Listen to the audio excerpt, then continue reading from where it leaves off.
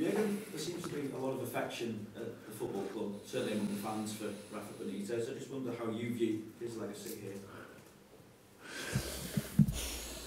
I met Rafa once when he was manager of Liverpool. We beat him 5-0 with Mainz. Hopefully he remembers that. So yeah, the rest is history. Yeah? So the big success, and actually we met meanwhile for sure 10-15 times in different occasions, and it was always really nice with him. To be honest, he's a very interesting person, and so we had always a good time. And I know he's still connected, not only because he lives here, around here still, so he's really connected to the club still, and wishes club all the best and all that stuff. So how it should be after this fantastic time what he had here. But yeah, but even in the pre-season and in the summer break we had talks, and so yeah, it's for sure. I know him better than most of the other colleagues in the Premier League, to be honest, and yeah, it's nice, but has not the biggest impact, I think, on the game. I'll be looking at omens ahead of this weekend. This fixture has never seen a goalless draw in the 44 Premier League meetings between the two sides. Dennis Sturridge has scored in all 4 of his Premier League starts at St James's Park as well, 5 in that time. That's much more important information than the first one, but okay. But looking at your current record in front of goal in this moment, what is costing you, do you feel? Is it confidence among individuals? Is it concentration? Is there anything more that you can do as manager to make your side more clinical? Oh, to make us more clinical? No, I cannot. But it's that at the end, the last step always the players has to do. I cannot. That's not a word I could say. And now we finalize all the very good situation we create before. No, but it's like it always is in life and in football. You have to keep on going. That's how it is. You have to do it again, again, again. And we speak about the things we have influence on. We speak about it, but there are a lot of situations. Do you really think I should speak about the 2 headers which Roberto had and the other one that Mo Salah had in the game against Moscow, and say, look, if you hit it a little bit more on this, so that's not how it works. So we need to come in these situations, and we all know these boys will score. The difficult thing in a situation like this is to stay confident to do it again and again and again, because that's a kind of an average situation, if you want, and from an average in our goal scoring record in the moment. So from an average moment, there are 2 directions: less than average or better than average. And of course, my work is to help the boys that we do it better after this, and that's how to not to. It makes no sense to criticize finishing. It's about creating and using the qualities of the boys in the right moment. But we talk more about how we can create more often. So that's what it is then in situations like this. The situation now, this pass is not the right one, stuff like this. So, but that's how it always is. It's not. It's still my responsibility. But yeah, I cannot shoot from the bench, so that's it. But to help them to come in the position, yes, that's my job. So highlighting the positives as well, 5th in the Premier League, 5 points off the top, beaten in the Champions League. How much of a foundation is that for a successful season? It's the foundation. It's our basis. It's how it is. It's and that's what we want to use. And it's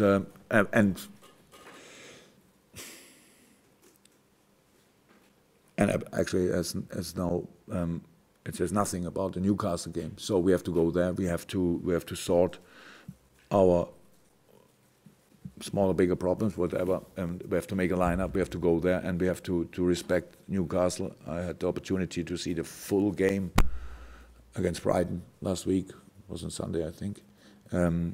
Watched it. Good team, good organized.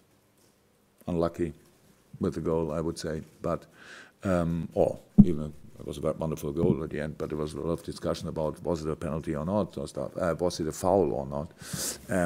And so it's of course a little bit unlucky. And yes, we know about the quality, but the situation points we knew immediately. Moscow felt like a defeat, but it was no defeat. And then afterwards you knew, okay, now we know more about Moscow, we know more about Sevilla. 2 points, it doesn't really sound too well, but you're right, it was still everything possible for us. 11 points. Sounds not perfect, but it's, on the other hand side, it's not that we cannot see the other teams anymore. So, but it's only the basis which we have to use. Well, on that subject then, is it purely the way that the two Manchester clubs have started the season, while you're getting this extra criticism? Do you think a lot of it is unfair, the criticism of the club at the moment? No, I'm not interested in the criticism. I'm more interested in the thoughts of the people. So if pundits, journalists, whatever, criticize us, that should not have any effect. That's kind of the job. That's normal. If there are a few teams, they are obviously flying. So does it mean the other teams should not try to fly also as well? So it's or do we all have to give up and say, oh, they're so good this year, oh my God, I really want to have a season ticket for Manchester, whichever stadium, or is it allowed that we really still try to sort our things and to improve? With all the problems we had so far, we have 11 points. So think what could happen if we sort our problem. I have no problem with criticism. I have only problem with if people think we cannot sort our things. So that's all what I want to, what I still want to, that the people know. We are really working hard, and we are not. It's not like we lost our football knowledge overnight or something like this. It's really, we know where we have to do better, and that's what we're working on.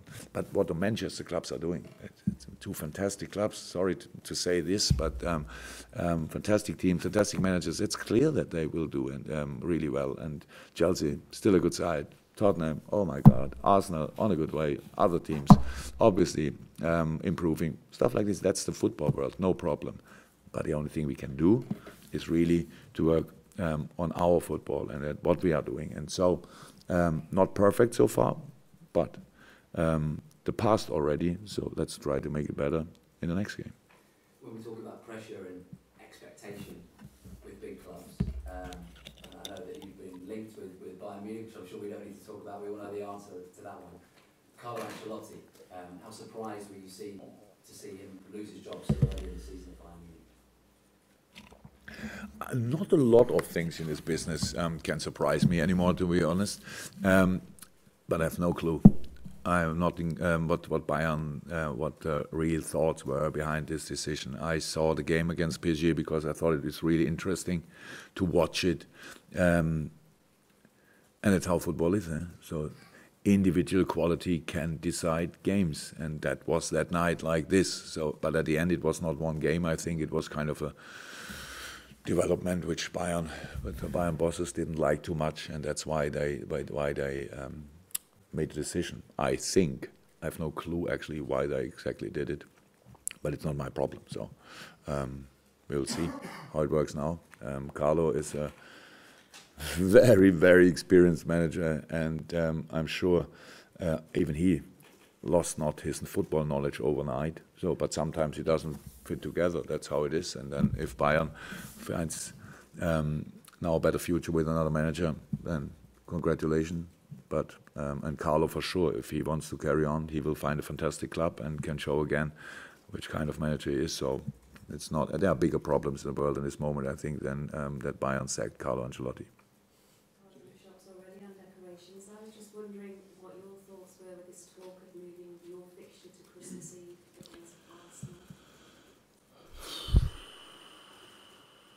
Who gets this game? If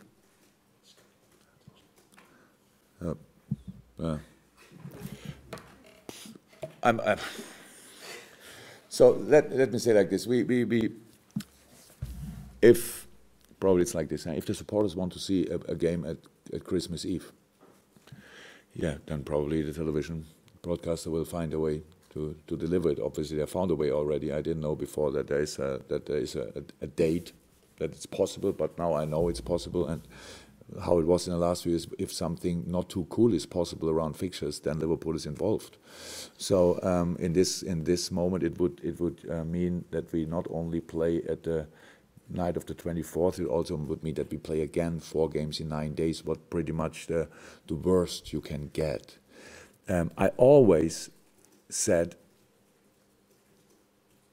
the broadcaster have to consider that the wonderful thing they sell and give a lot of money to the club, 100%,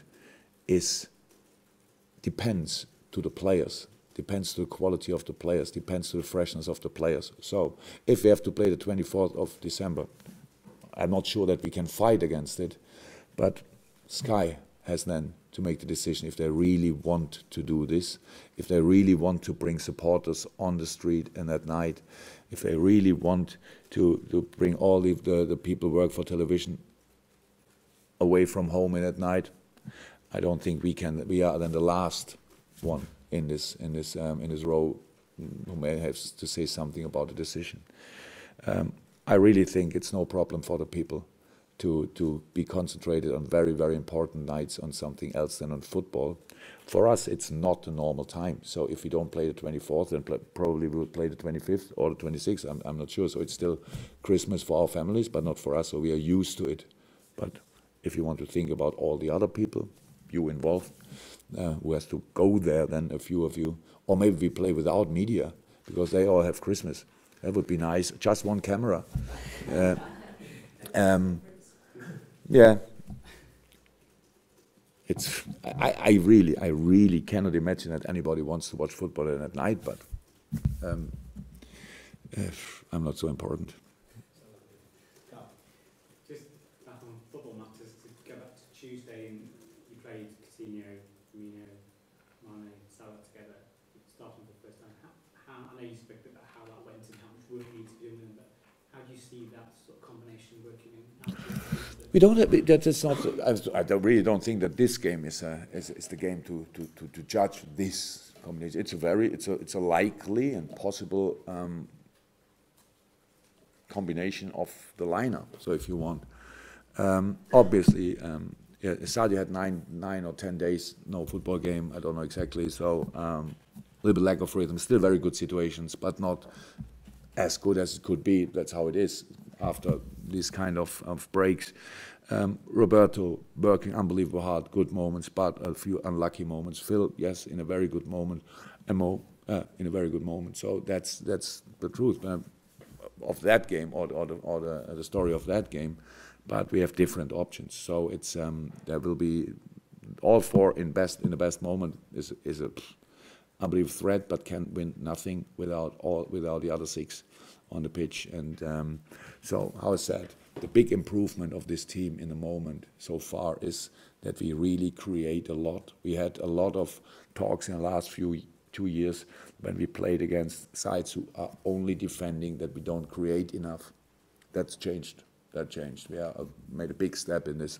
So far, it doesn't lead to the results that we want, but you cannot, in a few moments, you cannot create bigger chances. That's not. We scored goals from much more difficult situations than we missed so far, and that's all. But in different lineups as well. So it's not. We played without Sadio and we won. Did we? Probably yes. Oh yes, Leicester. So, and we created without Sadio. We created without Phil. For sure, we created without Roberto and without Mo. So we have different lineups and different opportunities. And so as long as they're all fit, I have to make the choice.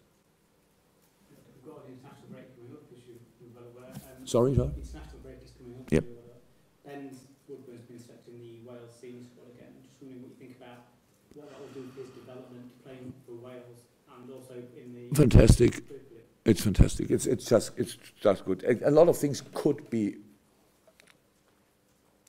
not too positive in a situation. Not because Ben is a fantastic boy, outstanding, skilled, and very young still.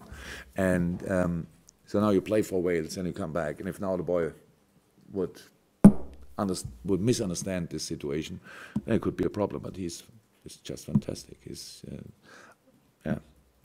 really, we had a very good, even when it was very short talk about it. I want to explain why the situation here is different. I said, no, boss, I know. All good. So he loves playing in the U19 Champions League, having there the role he has. Yes, fighting for little advantage in this game with boys the same age, playing U23, training with us. And he doesn't expect in this moment. He takes each minute as a fantastic opportunity to help whichever team. That's the best ground and the best basis to have a really nice career, what he for sure will have. And how we all think, not hope, how we all think this career will be here. But he has still a lot of things to learn, but I'm really happy for him and for Wales that they really have this fantastic opportunity to bring him from the start, or having him as a sub is really cool, because obviously a big influence in the last 2 games, big influence, and hopefully I can do so again. Well, anything from you? Black? Any injury concerns ahead of the game? No concerns, but it was quite intense game, so we have a few knocks, we will see, but in this moment, no concerns, but I know finally tomorrow probably. Final question, Will. I know you've spoken a lot about Philippe Coutinho over the summer. I'm not going to go there, but how pleasing to see, when we talk about players' attitudes, to see him back in a Liverpool shirt, smiling, scoring goals, scored in back-to-back games for you, and clearly going to be a huge part of your season, the way that you and the club have handled that situation. It's just good to have him here. That's the only thing. I don't think we have to talk about who ever handled which situation. There were obviously a few ways. The club decided this way, and at the end we are all professionals, and then we take it like it is. So, and I was very pleased from the first second when he was back. You can imagine, and but then we had no real idea how will he be after this injury break, and a few more days with the national team. We didn't know exactly, and then he came back, was in a fantastic shape. So obviously, he is in a really good shape. That's good for us. That's the only thing what's important. And yes, the team is the other thing. Was really responsible for it, and they did. I was really happy when he was back. Nobody, no, I don't know, difficult discussions about why and what. Just that's professional football. We are not non-league football anymore. There are offers for different players.